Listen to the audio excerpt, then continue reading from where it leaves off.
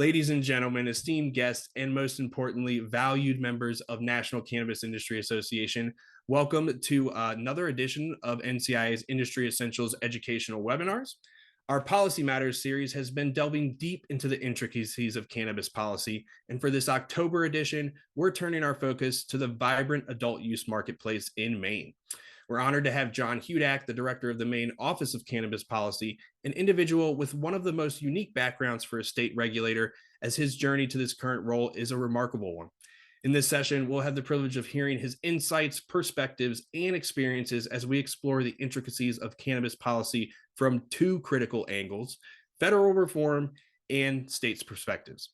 In the realm of federal reform, we'll examine the recent HHS rescheduling recommendations, and as a thought leader in the industry with practical experience running a state market, John will provide us with invaluable insights into these recent developments. Additionally, his extensive writings on rescheduling make him the ideal expert to discuss what rescheduling for state markets in both the immediate and the medium term. Banking reform, championed by NCIA as crucial for small businesses, will also be on our agenda. We all know consumers want products from Main Street cannabis businesses, and we're eager to hear John's thoughts on protecting small and medium-sized businesses. And finally, as a state regulator, John plays a pivotal role in preparing a state market for federal reform, and will uncover the proactive steps businesses can take in the meantime. All right. Well, to guide us through this complex but essential discussion, we have our distinguished co-host, NCIA's policy co-chairs, Khurshid Khoja from Greenbridge Corporate, Khurshid Khoja and Michael Cooper, who bring their wealth of experience or expertise to the table. And then alongside them, we're really excited to be joined by NCIA's accomplished Director of Government Relations, Michelle Rutter Friberg, today. So with that, and without further ado, all the panelists can activate their video feeds and take the conversation from here. Great. Thank you, Brian. And thank you, everyone, for joining us today. And of course, thank you, John, for joining us for today's session. It's really wonderful to have you here. It'd be remiss if I didn't note our condolences for folks in Maine in light of the tragic news that was unfolded last night and is still kind of unfolding. So our thoughts and prayers are with you and your staff and the people of Maine. But we are really grateful to have you here. And as Brian mentioned, you do have one of the most interesting backgrounds for a cannabis regulator, state regulator. There are very few folks who've kind of been in the think tank world, and you've been a leading thinker in the cannabis industry while you were at the Brookings Institute. Could you walk us through how you came to your current position at the Maine Office of Cannabis Policy as director, and what your pathway was to that position, and what attracted you to that? Sure, Khurshid. Thanks, and thanks everyone for the invitation to speak today. Also, thanks for the mention at the top there about our state. As all of you are probably aware at this point, our state is in the process of experiencing a really tremendous tragedy, the worst mass shooting in the state's history down in Lewiston. And unfortunately, the perpetrator is still at large. And so it's a really difficult time for this state. And so I hope everyone on the call who is either from Maine or has loved ones here, I hope everyone is accounted for. My staff, thankfully, is accounted for, and friends and all are safe. But for more than a dozen individuals, families, and loved ones, that's not going to be the case moving forward. So it's a tough day for the Pine Tree State, but we're going to rally together and move forward for sure. To move on to your question, in terms of the path here, you're right, it's a unique one. I spent 10 and a half years at the Brookings Institution, finishing as a senior fellow and running the vast majority of the institution's cannabis policy work, in addition to a few other areas. And it gave me the opportunity to approach the issue from a nonpartisan and independent perspective. I've long been a supporter of cannabis reform. I will say working on this issue has made me more ardent in that position.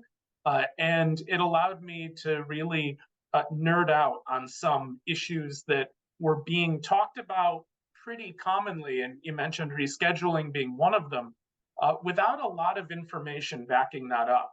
If we rewind, 8 or 9 years, rescheduling was the in vogue topic. But not a lot of people understood the administrative process to go through it. And having a perch at Brookings and the background that I had allowed me to sort of put forward content that helped walk people through. I mean, most people are not experts on the Administrative Procedure Act or the details of the Controlled Substances Act, and nor should they be, frankly. It's really boring. But being able to break that down into something that's digestible was really important for industry. It was really important for regulators, really important for advocates, et cetera. And so after working in that space for the better part of a decade, I felt like it was time to move on and try something new. And so in the process, I was told that my predecessor was looking to move on from this role. And they asked if I was asked if it would be something I might be interested in.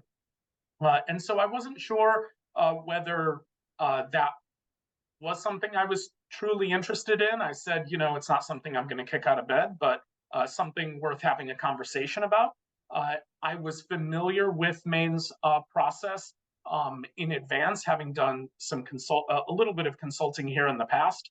The Maine's system was somewhat familiar to me, and so you know, as I went through the interview process for it, I just became more and more enthusiastic at the idea of being able to manage a state agency that bridges, you know, what the state, what the voters in the state have passed with what the industry is able to set up. And so the program in Maine is a little newer, I think, than most people appreciate. Maine legalized cannabis in 2016, but it didn't get up and running until the middle of 2020.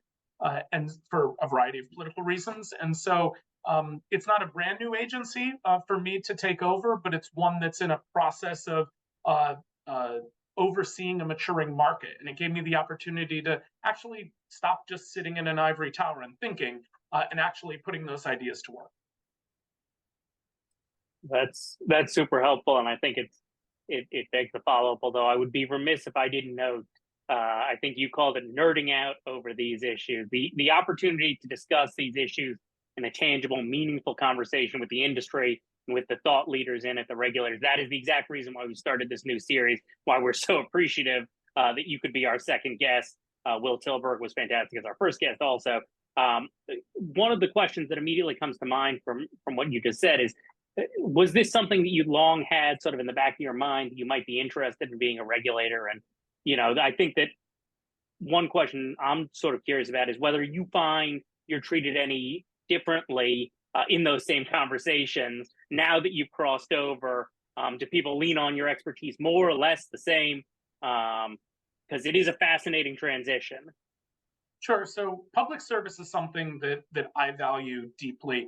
I'm a trained political scientist. I study my core training is in studying the executive branch of the federal government, including a lot of work around bureaucratic organization and process. And in doing so, obviously, you develop, well, I guess you either develop an absolute abhorrence for public service or you develop a real deep love of it. And I have a deep love of it. And so, yeah, I was long aware that moving into public service was something that I wanted to do. It's something very, very common for scholars at the Brookings Institution to do. Not a ton of them move into state government, although some do, but they occupy a variety of roles, some of them extraordinarily high-level roles. For instance, in the previous administration, one of my former colleagues was the Deputy National Security Advisor. In the current administration, one of my former colleagues is the Secretary of Treasury. That's comparing apples and oranges compared to what I do. But there is a real valuation in Brookings, at Brookings rather, to move from the institution into public service, to take the research that you're working on and the public impact that you're having and transitioning that into the actual work and function of government. And so, yeah, it was something that I was interested in. I didn't know how that would actually manifest, but certainly not something that came out of left field for me. In terms of the changes that I've experienced, I'll say there are still a lot of asks for time in the way that they were previously. Organizations like NCIA, you guys have certainly not been strangers prior or since have taken the new role, other organizations as well. There's obviously limitations in what I can do as a state employee and how I can engage. But yeah, that sort of ask for time, ask for participation in events like this, ask just for some background off the cuff conversations. Those are still there. I will say industry is a little less responsive to me or accepting of me as a regulator than they were when I was not a regulator. But I think that goes with the territory. You know, one of the things I often say is if the industry loves everything that I'm doing every day of the week, the governor should probably fire me because that's a pretty strong signal that there's too much influence there. And so, yeah, we have our good days, we have our bad days, but ultimately, I'm here to do what I think is the promoting the best policies for the people of the state of Maine. And I think, the vast majority of business owners in this state recognize that successful public policy means successful business for them as well. Well, that's super helpful, and I can say that as the voice of Main Street cannabis, we are always excited to engage with you. So at least one sector of the industry, Main Street, if you will, too, right, Michael? Michelle, you've I couldn't help myself. I feel like we should end the webinar right now because it's all downhill. There's nothing that I can say. Michelle told a dad joke and it's over. Drop the mic and let's Sorry, guys. I had to interrupt you, Michael, for that. I apologize. And definitely the first time I've heard that joke. So kudos on that, Michelle. So speaking of industry and turning to federal reform, a subject on which, as we noted at the top, Khurshid talked about, Brian did, you are unquestionably in a very small list of people who could be called, the elite experts on this field. Obviously, it's been a very challenging few years for the industry economically, but there's been some recent positive federal momentum, rescheduling, safer. And one question that we had is, given the marriage of your background, the academic work, the think tank work, the practical experience, how do you see the recent HHS rescheduling recommendation playing out for the industry in terms of impact? And then obviously, Michelle, would love to get your perspective as well, given your longstanding role on the Hill. Sure. So, I think that the rescheduling petition is great momentum in the right direction. I know there are people in the industry who don't think it matters. There are people in the industry who are sort of hesitant to this process of reform in general, and definitely plenty who are disappointed that the recommendation was not descheduling. The reality is the recommendation was never going to be for descheduling. That was not in the cards. It was it was technically available to HHS and to DEA, but any outside observer knew that was just never going to be really seriously considered. And so movement to 3 means that there's going to be some tax relief associated with it, likely tax relief associated with it, which is going to be huge, especially, Michael, like you said, for businesses that are struggling. And part of the reason they have been struggling is because of those tax burdens at the federal level, tax burdens at the state level. I'll say in Maine, in this past legislative session, the legislature signed and the legislature passed and the governor signed a bill that extended the state level equivalent of 280E tax relief to our adult use businesses. That's not present in every state. What is present in a lot of states is a tax code in terms of business deductions that essentially mirror the federal code. And so that change at the federal level could, in some places, nearly automatically extend those state level business deductions in a way that some states have proactively done it in advance. And so I think that's really important. I also think the optics of this whole process are important. There's a lot of understandable skepticism and heartburn about President Biden when it comes to drug policy. I will freely admit I'm a Biden voter, but I don't fault anyone in the drug policy space who doesn't trust him, given his history on the issue.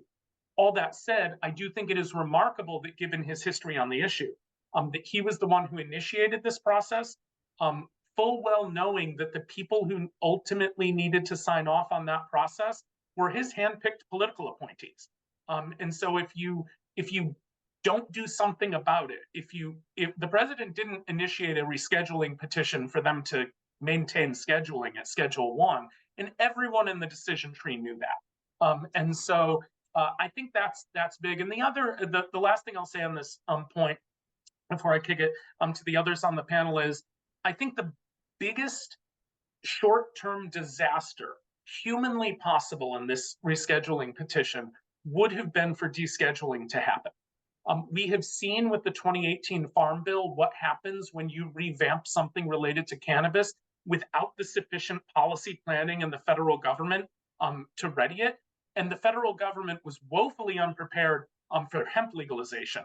They are even less prepared for full-scale cannabis legalization. And if that happened over the course of 2 or 3 months through a rulemaking process, God only knows what would have happened to the cannabis industry writ large. And so while I am a supporter of federal legalization has to happen only when the federal government has prepared for it in a significant way. The Obama administration did not do that. The Trump administration did not do that. The Biden administration has not done that. And it could be a potential disaster that in the short term ruins a lot of businesses if the federal government is not prepared. Michelle, did you want to add to that from your observations from being on the Hill for so long? No, absolutely. Thank you, Khurshid, and hello to everybody. Getting back to Michael's, I think, original question about, what, rescheduling means with a federal lens to it. I think that my biggest fear, for those of you who don't know me, I've been with the association for 9 years now. And so I've certainly seen this issue evolve over the years in a number of ways, certainly in the way that it is talked about at the federal level. But I think that my biggest fear about that is, the federal government, or rather, I should say Congress, because that's really who I'm talking about. So I should say that and be more specific, that Congress will view their, in a post-rescheduling world, as their work being done, because I think that is sort of what we've seen. Consensus is difficult to get on a number of issues, right? Like, we're not just talking about cannabis here. Look, we're all American citizens. We've all seen what's going on in terms of the speakership over the last couple of weeks, in terms of just the discussion around American politics. And it is hard to reach consensus on anything. I'm brought back to a moment during our lobby days, during our fly-in this past November, and Michael, Khurshid, I know you both were there, and we were lucky enough to have Reggie from who was a former staffer of Leader Schumer's, who is now at Aiken Gun, the lobbying firm here in town. And he talked about the fact that there are issues like, for instance, background checks, right, for guns that have particularly, 90% of public opinion is behind them. And yet we still are unable to pass things in Congress that support those things. So again, this isn't to be divisive in terms of what it is that you believe, whether it's about gun rights or this or that. That is just to say that Congress, unfortunately, is usually out of touch with where the American public is on things. And I think that in a potentially rescheduling world, my fear is that Congress goes, look, well, the government has done this. And of course, we do have things like 280E relief, which I know we're going to touch on potentially a little bit more in depth during this discussion, but that Congress will wait to see how that plays out, which is really what they're doing right now, right? Like, in my point of view, Congress has been waiting to see how it works out since, in terms of adult use, at least, for over a decade, starting in Colorado. And during that time, what have we seen? We've seen market consolidation. We've seen small businesses bearing the brunt of that in action. And so that is what I fear, again, in a post-Schedule 3 world. And I know that a number of us here probably could speak to that as well. And I do just want to highlight for people, the piece that I'm going to put into the chat is an old one, John, from when you were over at Brookings, and it's called How to Reschedule Marijuana and Why It's Unlikely Anytime Soon. So it has been what, 7-8 years since this was posted. But the reason that I want to put this in the chat is not necessarily, no offense, John, for the content, because again, this is an 8-year-old article, so you shouldn't necessarily take that at face value. But what is in here, I think, is that has been really helpful for me over the years is a great little flow chart that talks about what the process is actually like as well for rescheduling or descheduling, rather, cannabis, and what that looks like. And as you can see in that chart, from the legislative down, it's literally a straight line, versus the administrative is a bit different. So also wanted to give you all that resource with that caveat. So again, Michael, Khurshid, John, all of our guests, great to be with you all today. Thank you so much for allowing me to speak on this little. Thank you, Michelle. Yeah, spot on both of your observations in terms of kind of the groundwork that needs to be done before we can actually have meaningful changes in scheduling that actually are reasonable and sensible and don't create unintended consequences that are going to be very difficult to handle, right? So there does need to be quite a bit of work done. But that being said, rescheduling, having the federal government finally acknowledge, yes, there actually is a medical use for cannabis, something that we have all known for a very long time, that yes, people use this for all sorts of reasons, right, related to bettering their health and wellness, and having the government step away from that reefer madness position of, hey, there's nothing good about cannabis, there's no medical use, that is an improvement. And certainly the individual level tax relief that everyone would get if we do see rescheduling happen would also be quite welcome, right? We're all hurting in the industry, and we need that bit of reform. So I think that's spot on. John, as Michelle and others have mentioned, you have written extensively on rescheduling. The paper that Michelle posted, I've cited extensively to your work as well, which has been extremely influential on my thinking and the thinking of lots of folks in the industry. Given now that you're in a state regulator's role, what do you think rescheduling means for state markets kind of writ large, both in the immediate term and the medium term? And then Michelle, if you can speak to how we at NCIA are looking at the impact and the necessary steps for protecting state markets, that would be great. Yeah, so as a state regulator, it has no impact on me, particularly as a regulator over a program that has already extended those state level equivalents of 280E benefits. And so, I don't expect any interruption now. Researchers at the University of Maine may recognize that conducting research on cannabis is now easier, cheaper, has less bureaucratic red tape. I don't have jurisdiction over them, but they might be motivated to get into the game. The general counsel of the University of Maine system might be less hesitant about cannabis research being done there. I should add, I don't know if any researchers at UMaine are interested in that or what the general counsel's position is, but I know that those things pop up at other universities. But I think there is some concern out there, and Michelle Colbert mentioned it in the webinar chat about fear about this. And I recognize that those fears are not coming out of nowhere, but I'm very confident that those fears are for nil. And so the way I look at it is this: the federal government, by classifying cannabis at Schedule 1, essentially says that it's the worst of the worst drugs. Now, FDA has jurisdiction over cannabis as a Schedule 1 drug. They can send letters out if you're making false claims about medical benefits or medicinal use, et cetera. They have jurisdiction. There is this myth, and I'm not saying this is a myth you necessarily believe in, Mitchell, but there's this myth that all of a sudden, by moving it to Schedule 3, FDA has jurisdiction. FDA already has jurisdiction. They've always had jurisdiction. And so I don't see a scenario in which the federal government says, Well, when it was Schedule 1, we weren't doing anything about these state programs. But now that it's Schedule 3, we're really going to start doing things in state programs. And so I also think that is aided by the fact that the president has been clear that he supports medical cannabis. He is the one who initiated this rescheduling petition. And ultimately, the head of the FDA and the Secretary of HHS work for him.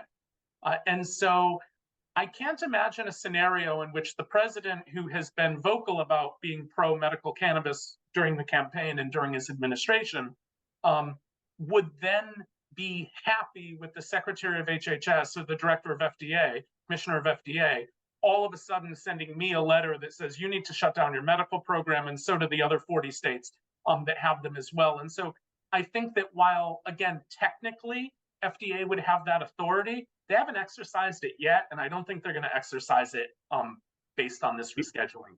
Do you think that that folks who kind of look at what happened with hemp, with the Farm Bill, you mentioned that being very problematic. When we saw the Farm Bill essentially deschedule hemp, right, carving it out of the definition of marijuana, and also descheduling cannabinoids derived from hemp, and then taking actions. Again, they've always had jurisdiction, and they would have jurisdiction even if it was descheduled as well, right? But given that they did start to take a more aggressive enforcement stance, even if it's just sending out warning letters, right? Sending out letters to folks saying, hey, you are in violation of the FDCA based on, the claims that you make. Do you think it's reasonable for industry, for regulators to look at that and say, hey, this is still an issue. It's still the same plant. We're talking about the same substances. Should there be some caution with respect to how we look at the application of the FDCA to state programs at any point, whether it's rescheduled, descheduled, is that a valid concern? So it's certainly not an invalid concern, but I do think we're talking about apples and oranges here. What the hemp industry was doing, it was a wholly unregulated industry, even at the outset of the post-2018 Farm Bill. And so FDA was doing what they should have been doing. Like the health claims that were being made in some segments of the hemp industry were ludicrous. We regulate against that as a state regulator, and I know my fellow regulators in medical programs, they do the same thing. If we have things on our shelves that say, cures headaches, cures cancer, whatever, with the exception of things saying like this is a sleepy time strain or a sleepy time gummy, like that we're okay with for the most part. But if it says it cures insomnia, that's an enforcement action for us, and it absolutely should be, because we don't have that medical evidence to make those medical claims. And so, hemp shouldn't be doing it. Medical cannabis shouldn't be doing it. That's, I know, a controversial position within the industry, because people will say, well, I know this works for X. But I'll give you an example. I'm a medical cannabis patient. We can talk about it a little bit later. I don't touch the stuff in Maine, but I at least the medical product in Maine. A few years back, I got an email from, I think it was UCSD, and they were about to launch a study on the use of cannabis for the treatment of an essential tremor. So I know I've been in Michelle's company a lot. Khurshid, I've been in your company a few times. Anyone who's been in my company, I have a little bit of a hand tremor. It is benign. It's not like it's Parkinson's or anything like that. It's called an essential tremor. I did not enroll in this study, but when I use cannabis for an inflammatory disorder that I have as a medical patient, my hand tremor is through the roof. It looks like I have Parkinson's if I'm using cannabis. That is how bad my hand tremor gets. Now, I'm sure the formulation at UCSD was one that was very targeted at what they thought could help with an essential tremor. But the idea that cannabis helps an essential tremor, I know from my personal experience, cannabis overall is not necessarily true. There might be a formulation that can help. But if I walked into a shop and I saw something say, works for an essential tremor, I would steer away from that, unless it had research behind it. And so those types of medical claims should be reserved for places where we have very solid research on that. And we do have that around some cannabinoid pharmaceuticals, but those claims can't be demonstrated really in the medical programs we have today. No, Michelle, thank you for that. And John, want to thank you for sharing that personal bit with us. I always think that it is remarkable when people choose to put up a little bit of their personal lives with us, which is so often, or, not so often, but can be often in our line of work, especially talking about an incredible medicine like cannabis. But interesting to talk about how it may not work for everybody. And, I've been kind of looking a little bit at the chat and things like that. And there was somebody who, made a point about, why should federal descheduling or federal decriminalization, potentially mean regulation. And I think that that is exactly right. Why, right? Like if you want to make claims about that something can help a symptom that you're experiencing or an ailment that you have, that it should also come on the flip side too, right? And say that it might not work for you, that these are the side effects. So I really just want to commend you and thank you for sharing like that personal bit there. Khurshid, I think that when you initially opened this up, we're talking about rescheduling, descheduling a lot, and something that I think is important that we haven't talked about here. We've danced around a little bit is the fact that, back at the end of August, again, we have talked about the fact that HHS supposedly recommended to DEA a scheduling change, right? But there has been updates to that in the last 24 hours, frankly. And so I think I'd be remiss not to just mention that there was a FOIA request, a Freedom of Information request that was asked for from a Law 360 reporter that became public yesterday. And essentially, I wish that I could tell you guys about it, but almost the entire letter that they ended up getting the results of, again, this was the letter from HHS to DEA, was essentially entirely redacted. And the reason behind that supposedly being that, conversations, communications between inter-agencies, intra-agency discussions, are not exactly or that we shouldn't be seeing them right now. One of the things that we could see when we looked even at that document is that the HHS recommendation, of course, the DEA was based off of the 8-factor analysis. The 8-factor analysis, of course, includes, actual or relative potential for abuse, pharmacological effects, scientific knowledge about the substance, current patterns of abuse, public health risks, dependence liability. And I know I'm still leaving a couple of things out there, but again, I think it's just sort of important to note that. But I also think you guys asked me about at the top here about NCIA and some of the work that we're doing around this issue. Of course, like you guys have mentioned off the top, our association is comprised primarily of small businesses, and so again, looking at and I think it's also important here to mention that NCIA, you guys can go to our website, you can see this, thecannabisindustry.org, that when this news broke a couple of months ago, that our association has always pushed for descheduling, that is the best and most most pragmatic way, but in terms of policy and the way that simple policy could be enacted, that descheduling is the way forward. But like John mentioned earlier, that we know as realists, though, as pragmatists, like I mentioned earlier, that was kind of unlikely, unfortunately. And so, we understood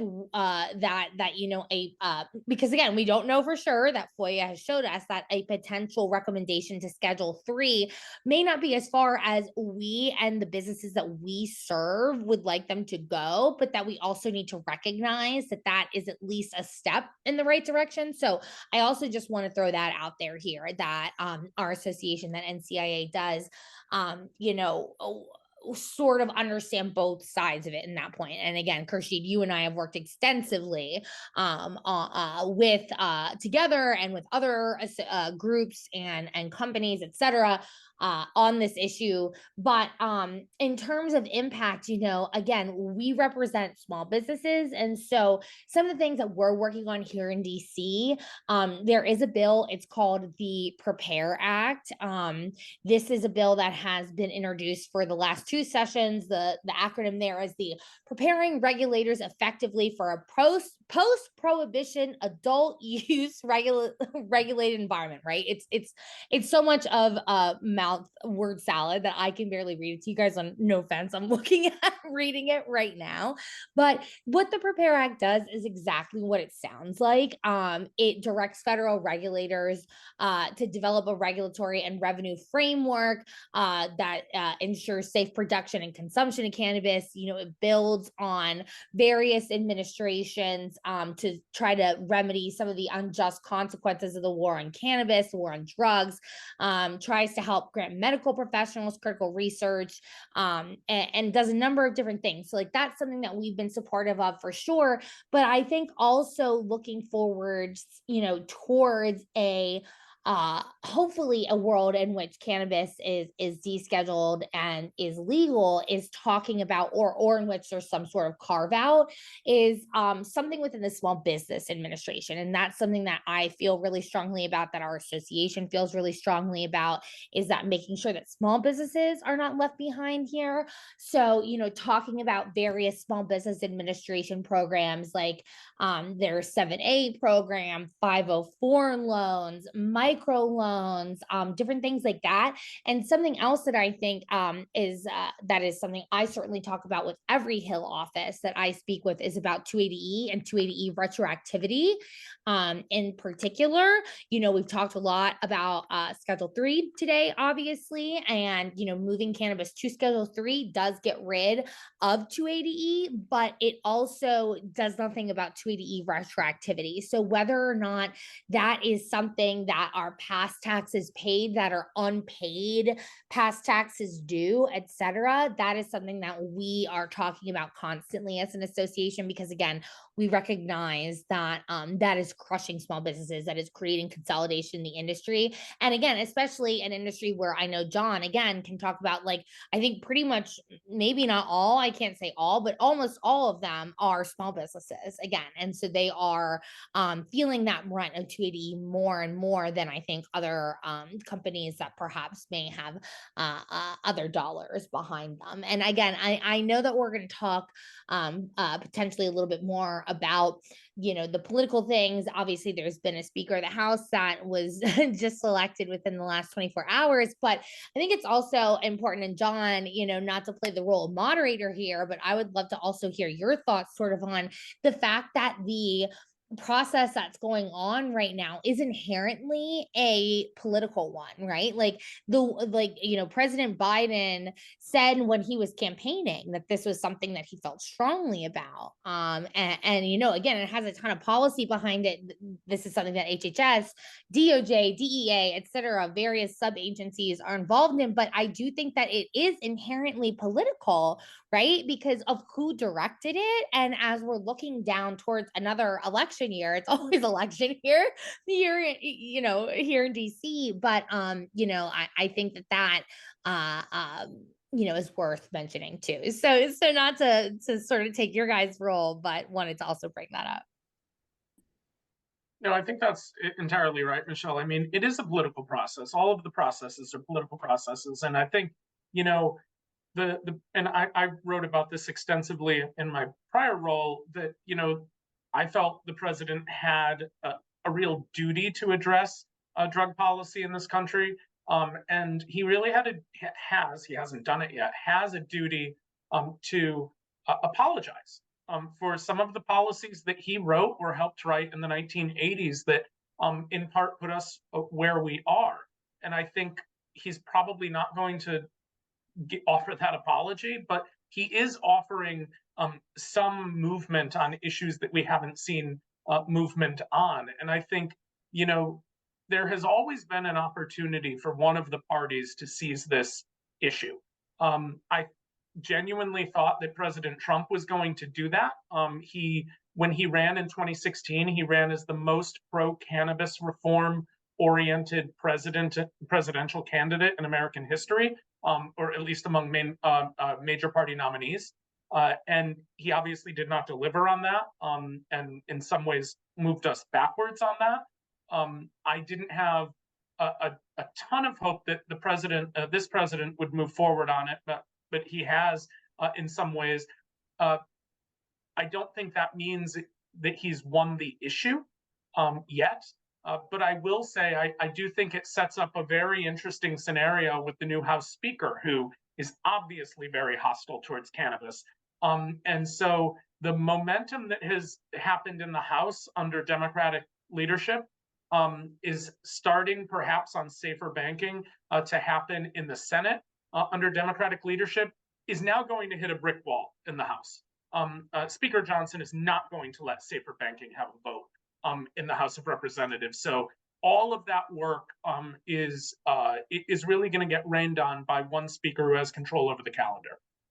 And that is really unfortunate, but I do think it sets up those optics moving forward that positions Democrats more to seize that as their issue optically than it was 4 years ago. And so these, like you said, Michelle, they're all political processes. Someone's eventually going to win on it. It's just a matter of time and who, but I do think the selection of the new House Speaker is just such a backward step for cannabis policy. Yeah, and I was going to say just to Khurshid, it's unfortunate people keep asking, what's next for safer banking? Obviously, we're still playing over in the Senate, but this is not a good next step in terms of the House. Not only has now Speaker Johnson, voted, I think he was maybe not even present for safe banking. I have to double check, but he even voted against things like research. So this is somebody who is a declared social conservative and certainly being and comes from Louisiana. And so again, just talking about the political side of things here, it doesn't bode well. And John, I want to speak for you. I know I'm always reticent about looking into my political crystal ball. That's what I'm doing here.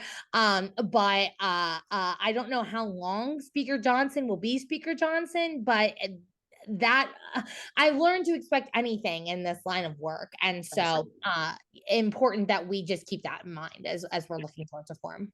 Absolutely.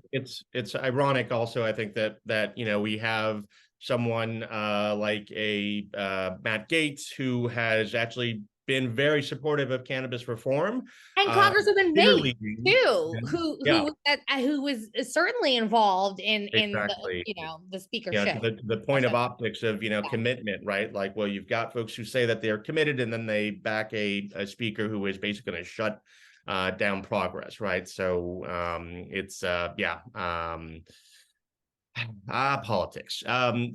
Before we move off of the rescheduling point, I did want to ask and dig in a bit more on the hemp cannabinoids piece of it, because I do think that perhaps there's something to learn there in terms of the FDA's reaction and its application of the FDCA.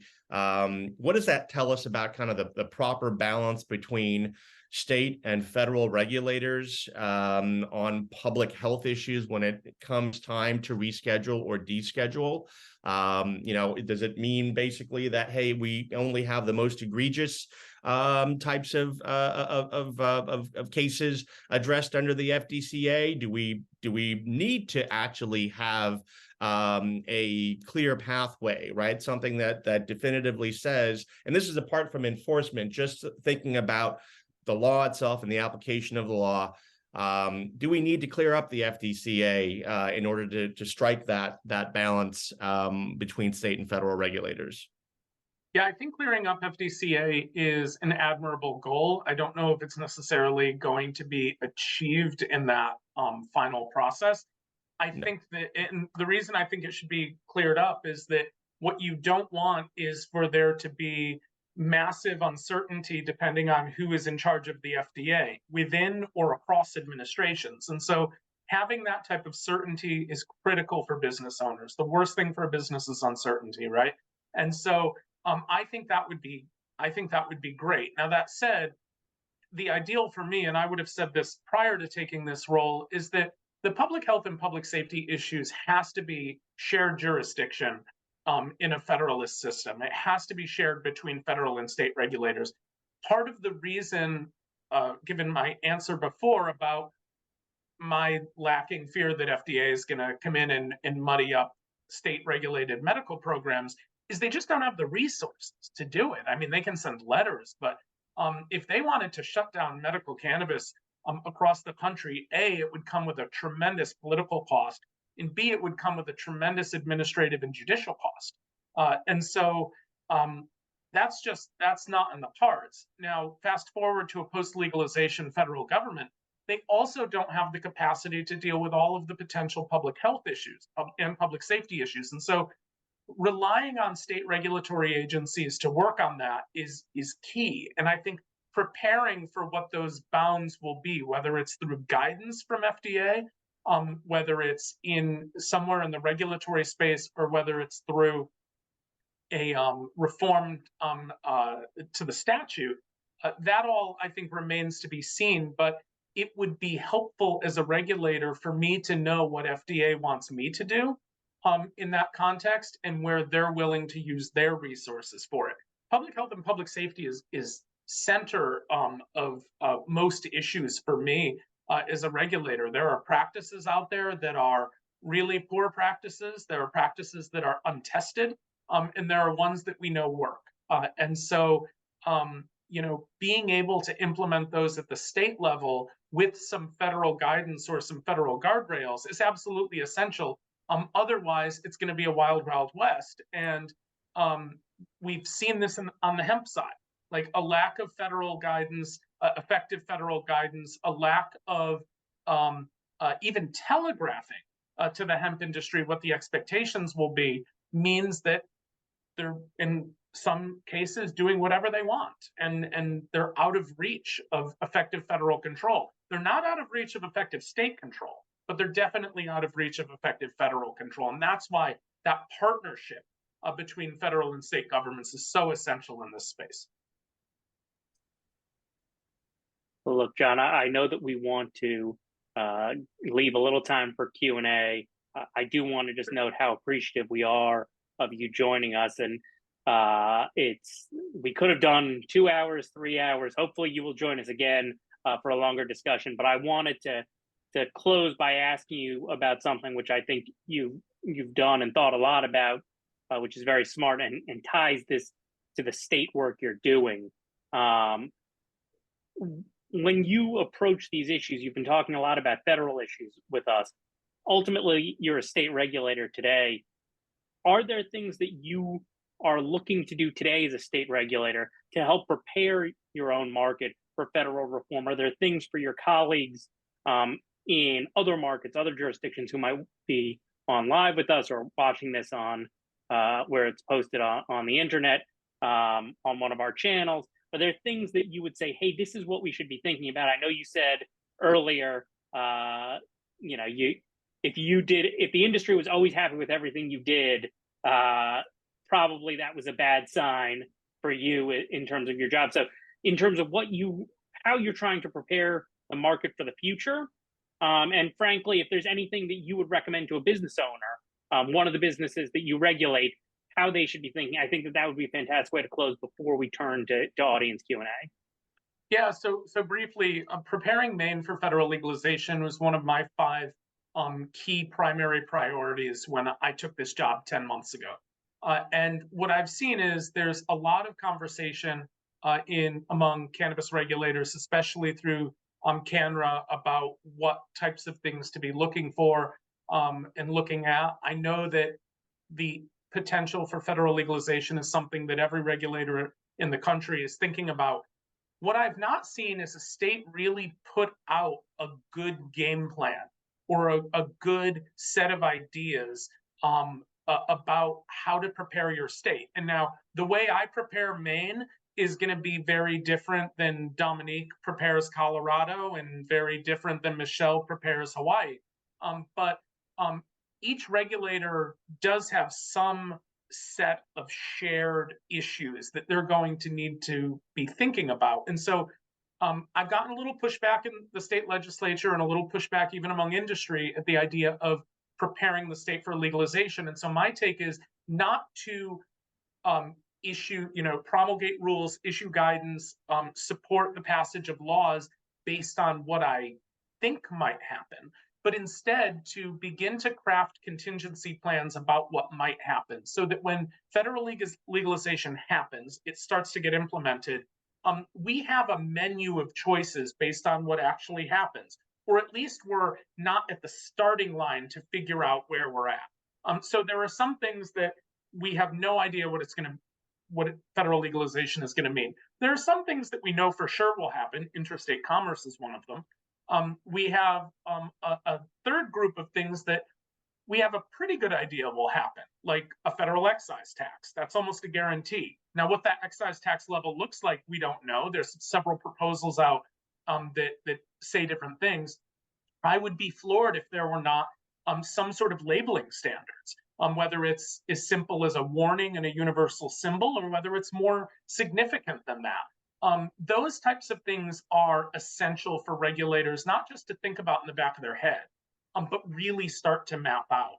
And what I always say is if you look at something like the Affordable Care Act or the HIPAA statute, those were big federal reforms that had a huge impact on a significant industry. And some states were pretty well prepared for implementation, and others were not at all. And it was very obvious looking at state level implementation how those differences in preparation played out for those states. And the last thing I want is for Maine to be caught flat-footed when legalization happens. And I know every regulator in the country feels the same. It's just a matter of actually getting your staff together to think through the broad things that will impact everyone and the specific things that will impact your market and your regulatory program specifically.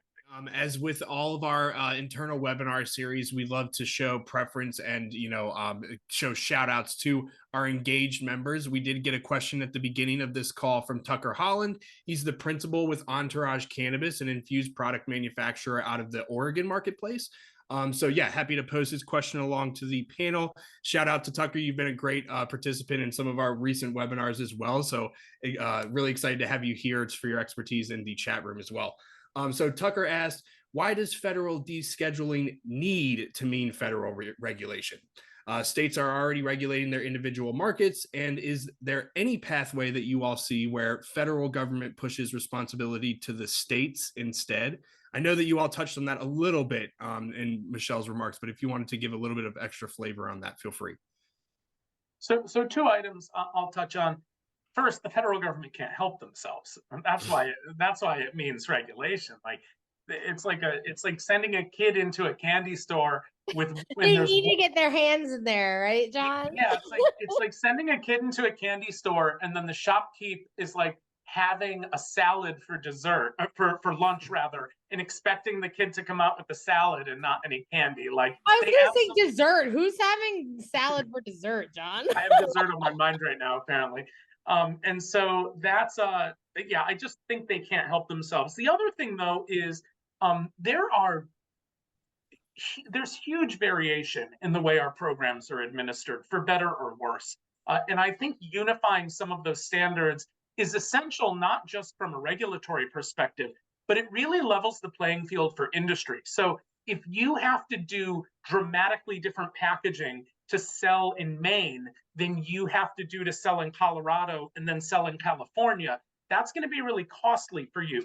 And so while standardization and packaging might seem like a scary thing, there's actually huge financial benefits for businesses. So think about it. When I buy a Budweiser in Maine, if I put that in my carry-on and I fly, not my carry-on, that's too big, put it in my checked luggage and fly to New York, and I get another Budweiser at Newark Airport, and then I fly to California and I land in San Francisco and I buy another Budweiser, when I pull them out of my bag, I will have no idea where I purchased either of those from. And that's a really big benefit for Budweiser or for Target or for any other business that sells across the country. And so I think there are some real benefits to that. In my state, one of the things that I think is dramatically in need of reform is that Maine doesn't have an inventory tracking system for its medical program, and it doesn't have mandatory medical testing for its medical products. That's a huge policy failure in the state that I'm working on, and it's a priority for me. I will bet you that there are a lot of states that will not accept untested cannabis in their markets. And so that might be a state level decision, but it might also be a federal level decision as well, to say, hey, everything needs to be tested, and these are the analytes, the minimum analytes that they need to be tested for. And so that type of standardization is critical for business, but it's critical for patients and consumers too, just to get to understand what they're purchasing, what they're putting in their body, because in a lot of, not in every market, but there are several markets where there are gaps and deficiencies there that are really unfortunate. Yeah, Yeah, no, go ahead, Khurshid. I was going to add to that, you know, there are, once we have interstate commerce as well, right? States don't have jurisdiction over interstate commerce, right? So let's say that there is a recall issue, right? Let's say that there was the E-Valley outbreak that happened a few years back that was really, really scary for the industry and really scary for the folks who were suffering from that, right? And there were cases in multiple states, and so you know, for an effective response to that, you either need to have the states all kind of rowing in the same direction, which might be difficult, or you need some federal oversight there to protect public health. And so I think they're you know, as much as NCIA definitely supports state level regulation and you know, not fixing something that isn't necessarily broken in the aggregate. We do see a role for federal regulation, not only in kind of uniformity of packaging and labeling, but also these public health responses as well. Yeah, no, that's fantastic, Khurshid. I was going to sort of reiterate that as well. Is it seems a lot of our recent programming and educational content has been aligning on this mission as well. We concluded and conducted a multi-part series spearhead by 3 of our different committees earlier this year, focusing on novel cannabinoids from a variety of different perspectives. The final episode of that culminated in policy recommendations, featured the executive director of the Cannabis Regulators Association, and really did touch on the absolute necessity for those standardization, the standardization of labeling in particular, and always having consumer safety in the back of everyone's mind. We actually held another sort of complimentary session earlier this week on Tuesday that we'll be releasing early next week. Another multi-part series spearheaded by the manufacturing committees, focusing on the E-Valley outbreak in particular, and really dove into some of those really important considerations as well. So I'm glad that there's a lot of tying together with all of these things, and all of our series are definitely sort of aligning Brian, with their missions. Yeah. Can I mention one, the E-Valley outbreak that was linked to the illicit unregulated market, which is important to note. And I also just want to ask, am I not correct? Committee applications are open right now. This sounds like we planned this, but that is a thing that if you want to join a committee, you can do it right now, correct? Yes, you are correct. Yeah, let me start a screen share real fast and get the information about that up. And since we're sort of organically transitioning into the outro here as well, let me get an outro poll up so we can get some immediate feedback from the audience members as well. As Cooper just mentioned, we are in the fall and winter application period for our 14-member-led committees. There's no better time to not only take your involvement with NCIA to the next level if you're a current active member of NCIA, but there's no better time for you to join NCIA and have the opportunity for you to take your involvement from that entry level membership all the way up to the leadership level of NCIA right now.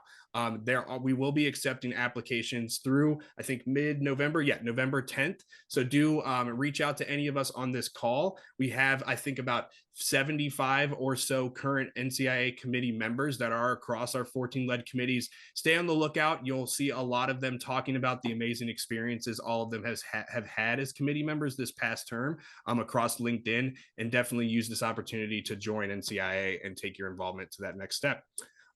Before Brian, we do, can I just jump in quickly? One thing I wanted to say, we talked about federal regulation. I didn't want my comments to be construed as the idea that any federal regulation is going to be a good one. There will be stuff that's really important for industry and stuff that's not. And so to your point about, getting involved, I obviously can't endorse individuals joining specific organizations. But what I will say is that when it comes time for legalization to be debated, to be written, and then to be implemented, a single letter to your congressperson is not going to move the ball. And so the voices within the industry to make those arguments, those genuine arguments about where those bounds should be, and where those standards and regulations should be, is critical. And so getting involved with organizations is the best way to make that happen. State regulators will be making those calls, but industry and other stakeholder groups have to do that as well. And John, I just want to thank you for that. I couldn't agree more. And people always ask, what can we do? How can we further reform? And I hate to say it, it's not a shameless plug. I really mean it. It is to join an association, and that association is ours. Please become involved in NCIA, thecannabisindustry.org. If you're already a member, become more involved via the committee process, via the board of directors. My work is not possible without all of you. And what I am doing, talking to members of Congress, is to be the voice of you, to be the voice of the cannabis industry, as we say. So John, I appreciate you teeing that up for me. And I appreciate your time today. Our thoughts are, our love is with you, not only as a colleague, but in your community today. So thank you again, John. I love you dearly. Thank you. Yeah, thank you, John. That was expertly crafted to tie all of this together. We really appreciate you joining us alongside our policy co-chairs today, Michael Cooper with Madison J Solutions, as well as Khurshid Khoja, the principal at Greenbridge Corporate Counsel. I said it correctly that time. Really appreciate and our board chair emeritus. Exactly. Yes. Fantastic. I can't not say that as well.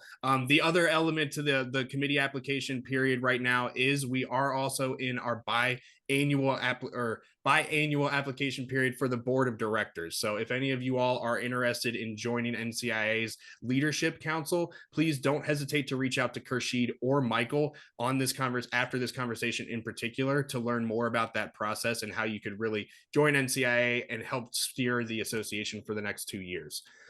Sort of tying this all together, I know that we did run a little bit over time, so if any of you all have to jump, feel free to hop off. I think Cooper, Khurshid, and John, if he does have a few more minutes, will stick around and continue to engage with our audience members in the chat room. But just to clue you all in for some activities that we definitely want to mark your calendars for next year, as everyone alluded to, we do an annual cannabis industry lobby days. This is your best opportunity to join NCIA members, advocate for the issues that are most important to small cannabis business owners, and also, most importantly, share your personal stories with national lawmakers on Capitol Hill. It goes so much farther than an email, a letter, or a phone call to your representatives, and your in-person involvement could not be more invaluable at this really pivotal moment for the industry. We already have about 35 sponsoring member businesses that have signed on to support this, just based on the importance or the success of the edition held earlier this year. So we are running a lot of sponsorship opportunities and deals through the remainder of the year. Reach out to our team to learn how you can join us in person as an NCIA member, or step up and really support this on the next level through sponsorship. And then finally, we also will be returning with a number of in-person educational and advocacy-focused events leading into our annual lobby days next year. The NCIA Stakeholder Summit Series is a new event series designed to bring together regional and federal interests to converge for a transformative dialogue in the cannabis industry, very similar to the perspectives that we've been presenting on this Policy Matters series. So you're going to get a healthy dose of federal issues, state issues, and also that really invaluable opportunity to meet face-to-face with your regulators from your specific state and learn about the pain points and how you can continue to thrive in your specific marketplace.